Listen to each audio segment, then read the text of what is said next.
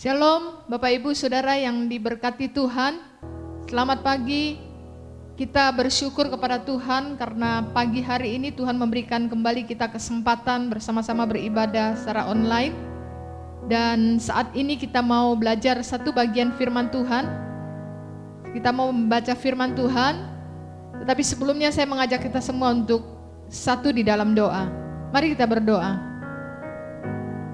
Bapa di dalam surga, di dalam nama Tuhan Yesus, kami bersyukur Tuhan memberikan kami hari yang indah, hari yang baik, kesempatan yang indah, kesempatan yang baik untuk kami sama-sama boleh beribadah kepada Tuhan secara online. Dan saat ini kami mau belajar firman Tuhan, kami mau mendengarkan firman-Mu, kami mau mendengarkan suara-Mu. Kami mohon tuntunan dan penyertaan daripada Tuhan atas kami semua, sehingga kami dimampukan Tuhan untuk mengerti apa yang menjadi maksud firman-Mu, dan kami dapat paham, dan lebih dari itu kami dapat lakukan di dalam hidup kami. Pakai hamba-Mu menjadi saluran berkat bagi kemuliaan Tuhan. Di dalam nama Tuhan Yesus kami sambut berkat firman-Mu. Haleluya, amin. Saya mengajak Bapak Ibu Saudara kita semua untuk membuka Alkitab kita di dalam kitab Rut. Kitab Rut pasal 1 ayat 1 sampai ayatnya yang ke-6. Saya akan bacakan untuk kita semua. Kitab Rut pasal 1 ayat 1 sampai ayat yang ke-6. Demikian bunyi firman Tuhan. Rut dan Naomi.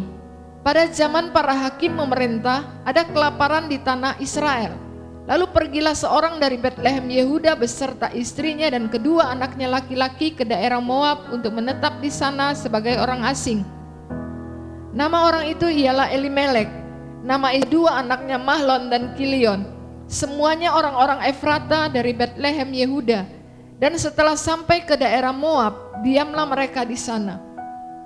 Kemudian matilah Elimelek suami Naomi, sehingga perempuan itu tertinggal dengan kedua anaknya. Keduanya mengambil perempuan Moab, yang pertama bernama Orpa, yang kedua bernama Rut, dan mereka diam di situ kira-kira 10 tahun lamanya. Lalu matilah juga keduanya, yakni Mahlon dan Kilion, sehingga perempuan itu kehilangan kedua anaknya dan suaminya. Ayat yang ke-6, kemudian berkemaslah ia dengan kedua menantunya, dan ia pulang dari daerah Moab. Ia mendengar bahwa Tuhan telah memperhatikan umatnya dan memberikan makanan kepada mereka. Amin. Puji nama Tuhan. Bapak Ibu Saudara yang dikasihi Tuhan, hidup kita ini terdiri dari banyak pilihan. Bahkan setiap hari Anda dan saya diharuskan untuk mengambil keputusan. Keputusan untuk memilih mulai dari hal-hal yang kecil sampai kepada hal-hal yang besar. Keputusan untuk memilih dari hal-hal yang ringan sampai kepada hal-hal yang berat. Keputusan untuk memilih dari hal-hal yang sepele sampai kepada hal-hal yang serius. Ada banyak pilihan yang dapat membawa seseorang kepada kesengsaraan atau penderitaan hidup. Tetapi sebaliknya ada juga banyak pilihan yang bisa membawa seseorang itu kepada kebahagiaan dan kebaikan hidup. Saudara yang dikasihi Tuhan, ketika kita memilih dan mengambil keputusan yang benar, keputusan yang tepat, keputusan dengan bijak, maka kita pasti akan menuai kebahagiaan atau kebaikan hidup. Tetapi sebaliknya, ketika Anda dan saya memilih dan mengambil keputusan yang salah, yang tidak tepat, tidak bijak, maka kita pasti menuai kesengsaraan dan penderitaan hidup. Mengapa? Karena sebagian besar dari kehidupan kita itu ditentukan oleh pilihan kita. Pilihan yang salah, pilihan yang bodoh, pilihan yang buruk, pilihan yang tidak bijak akan berefek domino, berkelanjutan kemana-mana, merusak segalanya, menghadirkan bencana, menjauhkan kita daripada berkat dan sejahtera daripada Tuhan, dan bahkan bisa menghancurkan kehidupan kita. Itu sebabnya saudara berangkat dari kitab Rut pasal 1, khususnya ayat 1 sampai ayat yang ke-6 ini, saya memberi tema atau judul untuk renungan firman Tuhan pagi hari ini adalah ketika hidup harus memilih. Firman Tuhan di dalam kitab Rut pasal 1 khususnya ayat yang pertama itu menjelaskan bahwa pada zaman para hakim memerintah, itu terjadi kelaparan, bencana kelaparan di tanah Israel. Dan bencana kelaparan itu melanda seluruh wilayah Israel tanpa kecuali, termasuk dalamnya Bethlehem. Nah saudara dikasih Tuhan, perlu diketahui bahwa Bethlehem itu artinya rumah roti, rumah berkat, rumah makanan, tempat makanan. Tapi ironis sekali ternyata di rumah roti, di tempat berkat, tempat makanan itu juga harus menghadapi situasi yang sulit. Dampak yang sangat menyedihkan akibat daripada bencana kelaparan tersebut. Nah kondisi yang sulit ini akhirnya memaksa orang-orang di situ harus menentukan pilihan. Mau tetap tinggal di Bethlehem atau pergi mengungsi ke daerah lain. Mau tetap bertahan di Bethlehem atau mau cari aman di tempat yang lain. Mau tetap menunggu di Bethlehem sampai Tuhan memulihkan daerah mereka, atau say goodbye sama Bethlehem. Di Bethlehem sendiri melalui firman Tuhan pagi hari ini dijelaskan di situ terdapat satu keluarga Kristen yang dikepalai oleh seorang bernama Elimelek. Eli artinya Allah atau Allahku. Melek artinya raja. Jadi Elimelek itu punya arti Allahku adalah raja. Elimelek punya istri nama Naomi dan 2 putra namanya Mahlon dan Kilion. Di situ dijelaskan bahwa akhirnya Elimelek ini, kepala rumah tangga ini, akhirnya memilih untuk pergi tinggalkan daerah mereka, daerah Bethlehem itu, dan mengadu nasib di Moab, di tanah Moab. Pada saat teman-teman lain, saudara-saudara lain memilih untuk tetap tinggal di Bethlehem, tetap bertahan sampai Tuhan memulihkan kondisi mereka.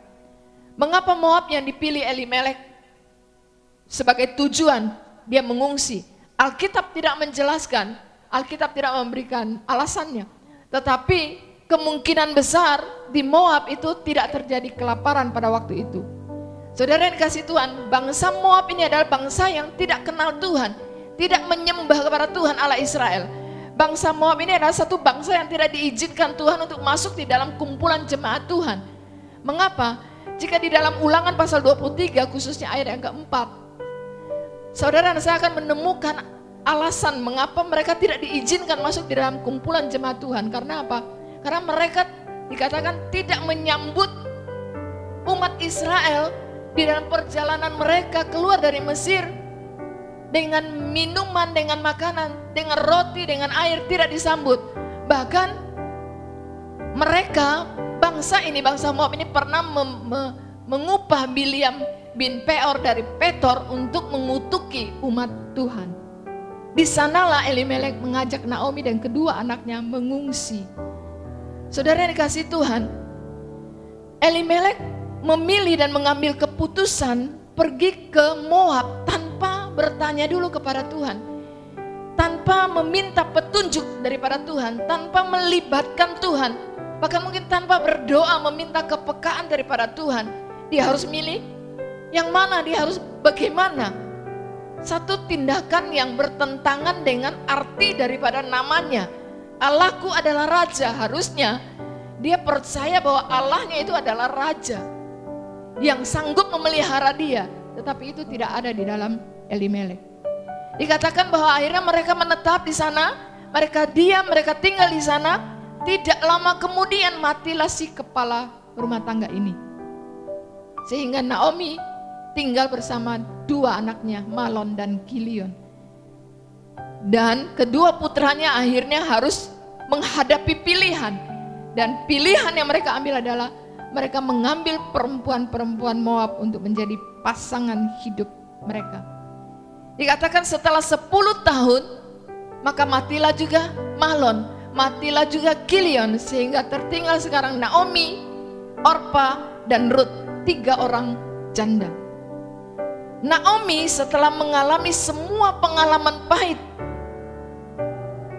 di Moab, Naomi setelah mendengar bahwa Tuhan Allah telah memulihkan kondisi Israel, Naomi dia setelah mendengar bahwa Tuhan Allah sudah memberkati tanah Israel, memberkati juga Bethlehem, bahkan sudah menyediakan makanan buat umatnya di sana.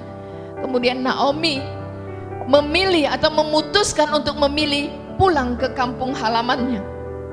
Dan ayat 22 dari pasal 1 kitab Rut ini menjelaskan bahwa mereka tiba di kampung halaman mereka tiba di Bethlehem pada permulaan musim menuai jelai.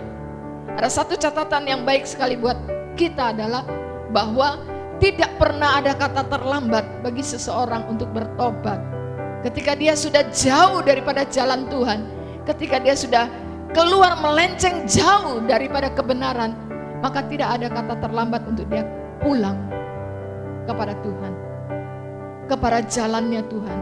Saudara, kemudian 3 janda ini pun berangkat pulang, tetapi di tengah perjalanan Naomi menawarkan pilihan kepada Orpa dan kepada Rut untuk pulang kembali ke rumah orang tuanya. Dan seperti saya dan saudara ketahui bahwa akhirnya Orpa memilih untuk kembali ke rumah ibunya, sementara Rut memilih untuk ikut Naomi pulang ke Bethlehem. Saudara yang dikasihi Tuhan, pilihan Rut untuk ikut Naomi kembali ke kampung halamannya Naomi ini bukan hanya sekedar ikut-ikutan saja, bukan hanya sekedar coba-coba, bukan hanya sekedar ingin tahu seperti apa sih Bethlehem itu, pengen mau lihat bukan saudara. Tetapi pilihan Rut untuk ikut Naomi pulang ke Bethlehem itu menyangkut hal yang prinsip, menyangkut hal yang serius, menyangkut seluruh hidupnya, bahkan kepercayaannya, keyakinannya, dan imannya kepada Allah Naomi. Saudara, Rut memilih dan mengambil keputusan untuk mempercayakan seluruh hidupnya kepada Tuhan Allah Israel, Tuhan Allah yang disembah oleh mertuanya. Dan pada akhirnya saudara, di kisah daripada Rut ini, kita tahu bahwa Tuhan Allah menuntun hidup kedua janda ini dengan sangat indah. Bagaimana Tuhan caranya yang ajaib mempertemukan Rut dengan Boaz dan membuat dia menjadi istri daripada Boaz. Dan yang lebih luar biasa dahsyat adalah ketika Anda dan saya membuka Injil Matius, khususnya pasal yang pertama, dalam ayat yang kelima di situ, nama Rut dimasukkan di dalam daftar keturunan Mesias, daftar yang menurunkan Mesias, juru selamat Yesus Kristus. Rut dan Boaz itu menurunkan Obed, Obed kemudian menurunkan Isai, Isai kemudian menurunkan Daud, Daud adalah nenek moyang daripada Tuhan Yesus secara jasmani. Saudara, kira-kira hal apa, nilai positif apa yang dapat saya dan saudara dapatkan, dapat pelajaran rohani apa daripada pengalaman hidup daripada keluarga Elimelek ini? Saudara dikasih Tuhan, hari-hari ini hampir semua orang, hampir semua kalangan, baik dia orang kaya, baik dia orang miskin, baik dia pejabat, baik dia tidak punya jabatan apa-apa, baik dia orang tua, baik orang muda, semua mengalami kesusahan, semuanya mengalami kesulitan, mengalami kesukaran, mengalami keterpurukan, mengalami penderitaan, mengalami bencana yang namanya pandemi COVID-19. Di tengah-tengah masa sukar pandemi COVID-19 ini, Anda dan saya itu diperhadapkan dengan banyak pilihan. Antara pilihan mau mengeluh akan hal-hal atau berkat yang tidak ada pada kita, atau pilihan untuk bersyukur kepada Tuhan atas berkat yang sudah ada di tangan kita. Terserah, pilihan ada di tangan kita. Di tengah masa sukar hari-hari ini, maju bertahan bersama dengan Tuhan. Anda dan saya diperhadap dengan pilihan, mau lari cari aman sendiri dengan kekuatan sendiri tanpa melibatkan Tuhan, atau mau duduk di kaki Tuhan, minta hikmat daripada Tuhan, apa yang harus saya lakukan? Terserah. Di tengah masa sulit hari-hari ini, Anda dan saya diperhadap dengan pilihan, mau membiarkan iman kita, percaya kita, pengharapan kita digoncangkan oleh situasi sulit ini, atau tetap yakin dan percaya kepada kuasa janji firman-Nya. Mau marah, mau kecewa, mau pesimis, atau mau terus optimis dan yakin bahwa suatu hari nanti Tuhan Allah akan memulihkan keadaan kita, akan memulihkan keluarga kita, akan memulihkan pekerjaan kita, akan memulihkan gereja kita, memulihkan usaha kita, memulihkan kota kita, bahkan memulihkan negara kita. Pilihan ada di tangan kita. Mau pilih yang mana? Saudara dikasih Tuhan, di masa-masa sulit sekarang ini, masa-masa di mana kita banyak yang terpuruk, banyak yang terjepit, banyak yang menangis. Lalu sementara di satu sisi kita dituntut untuk bisa memilih yang benar, yang tepat, yang sesuai dengan aturan firman Tuhan, yang keputusan yang bijak. Lalu langkah apa yang akan saya dan saudara ambil? Akan Anda dan saya lakukan, saudara? Akankah kita bertanya kepada Tuhan, meminta hikmat kepada Tuhan, memohon petunjuk kepada Tuhan, memohon arahan, memohon hati yang peka, memohon hati yang tahu dan paham untuk menimbang? Atau seperti Elimelek, cari jalan keluar sendiri? Saudara, Naomi berkata, dengan tangan penuh kami pergi ke sana, dengan tangan kosong Tuhan pulangkan kami. Berarti waktu pergi tangannya penuh. Di tengah masa sukar dia tuh tidak minta-minta, dia masih punya persediaan banyak, tapi dia cari jalan keluar sendiri pergi. Bahkan sampai di sana penderitaan demi penderitaan, kepahitan demi kepahitan terjadi, sampai akhirnya dia pulang tangannya kosong.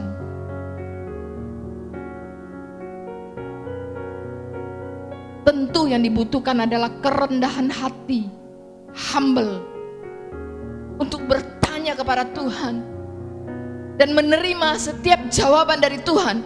Mengapa? Karena terkadang petunjuk Tuhan, arahan daripada Tuhan, jawaban daripada Tuhan itu justru tidak sesuai dengan kehendak kita, keinginan kita, kerinduan kita. Apakah sampai detik itu Anda dan saya masih tetap mau taat, atau mau tetap percaya, atau bahkan tinggalkan Tuhan? Ada satu hal yang luar biasa ingin saya bagikan kepada saudara, ada bahwa yakinlah bahwa petunjuk daripada Tuhan, arahan dan bimbingan yang daripada Tuhan Allah itu akan selalu berbuah kebaikan pada akhirnya. Walaupun kadang-kadang Anda dan saya harus menjalani satu perjalanan yang tidak mudah, bahkan berulang kali Anda dan saya akan menemui hambatan.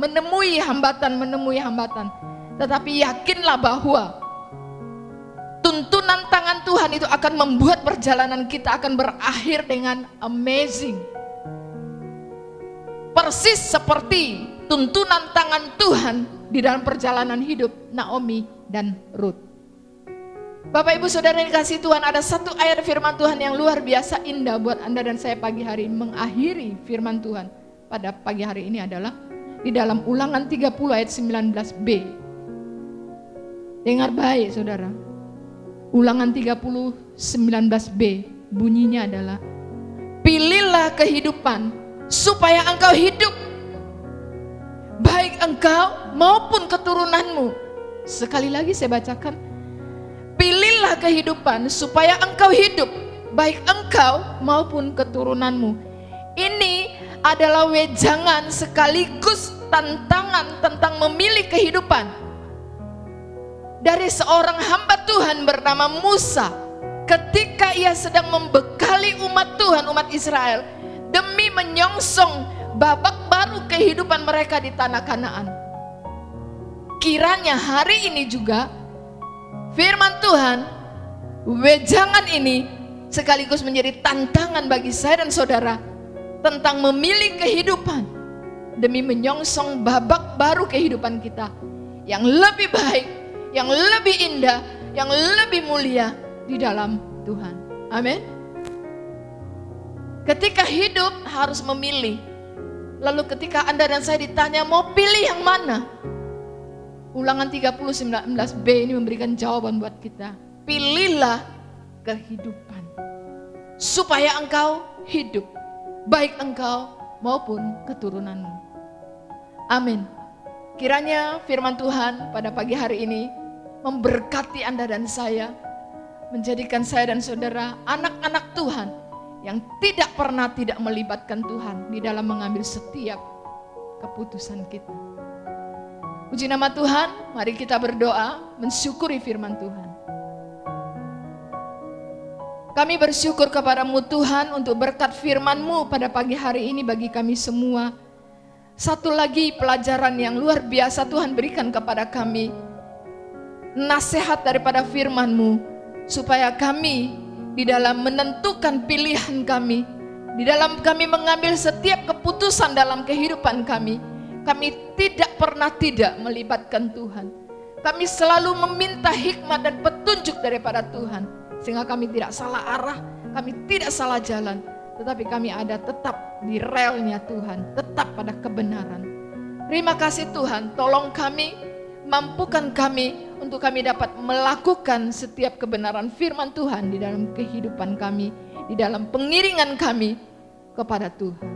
Terima kasih Tuhan, Engkau memberkati seluruh jemaat Tuhan, saudara-saudara kami, handai taulan kami, keluarga-keluarga kami Tuhan, di dalam kehidupan mereka secara jasmani, khususnya di tengah-tengah masa pandemi ini Tuhan. Terlebih lagi di dalam kehidupan rohani mereka, supaya semakin hari hidup mereka semakin bertumbuh di dalam Tuhan, hidup mereka semakin diberkati oleh Tuhan. Terima kasih Tuhan, kami bersyukur di dalam nama Tuhan Yesus. Haleluya, amin. Shalom. Selamat pagi, puji Tuhan, Tuhan memberkati kita semua. Sampai ketemu minggu depan. Haleluya.